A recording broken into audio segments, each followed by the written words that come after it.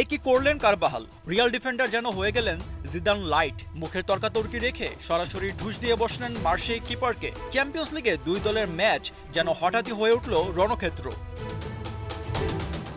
মঙ্গলবার রাতে Real Marseille match ছিল নাটকীয়তায় ভরপুর। রিয়াল ক্যাপ্টেন দানি কারবাহালের অপ্রত্যাশিত প্রতিক্রিয়া ম্যাচটিকে ঘিরে জন্ম দিয়েছে নানা প্রশ্ন। কি হয়েছিল তখন? কেনই বা এমন প্রতিক্রিয়া দেখালেন এই ডিফেন্ডার?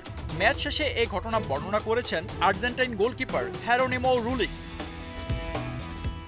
খেলার 5 মিনিটের মাথায় ডিফেন্ডার আলেকজান্ডার আর্নল্ড ইনজুর্ড হলে সাবস্টিটিউট নামেন কারবাহাল। 1-1 সমতায় এগোচ্ছিল ম্যাচ।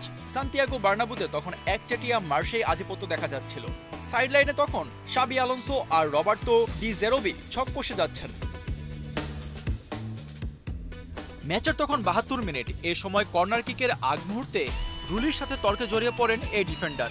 উত্তপ্ত বাক্য বিনিময়ের পর প্রতিপক্ষের গোলকিপারের নাকে মাথা দিয়ে আঘাত করে বসেন কারবাহাল। 33 বছর বয়সী একজন খেলোয়াড়ের এমন প্রতিক্রিয়ায় হতবাক ফুটবল দুনিয়া। রুড গুলিটের মতো ক্রীড়া বিশ্লেষকরা বিষয়টিকে নেহাত বোকামি বলেছেন। কিন্তু তখন এমন কি কথা কাটাকাটি হলো যার জন্য এমন কাণ্ড করে বসলেন তিনি? মার্সেই গোলকিপার রুলি সেই ঘটনা ব্যাখ্যা দেবার সময়ও যেন ওই ঘটনার রেশ কাটিয়ে উঠতে পারেননি। কর্নারের সেই মুহূর্তে একজন রিয়াল প্লেয়ার একা ছিল। আমি হাতের ইশারা দিয়ে আমার এক সতীর্থকে ডেকে বলছিলাম ওকে কাভার করতে। তখনই কারভাহাল আমার হাত সরিয়ে দেন। আমরা তর্কে জড়িয়ে পড়ি। সে ক্ষেপে গিয়ে আমার দিকে আসে আর আমার নাক বরাবর মাথা দিয়ে আঘাত করে। আমি কোনো বাড়াবাড়ি করিনি। সে নিজেও এটা করার পর ভুল বুঝতে পেরেছে। যদিও তখন অনেক ব্যথা পেয়েছিলাম, এখন আমার নাক ঠিক আছে। অবশ্য কারভাহাল বলেছেন ভিন্ন কথা। তার অভিযোগ রুলি তাকে আপত্তিকর কথা বলেছিল। সে ইচ্ছে করে তাকে আক্রমণ করেনি, শুধুমাত্র মাথার সামনে নিয়ে কথা বলছিল। পুরো বিষয়টিকে রুলি অতিরঞ্জিত করে উপস্থাপন করেছে।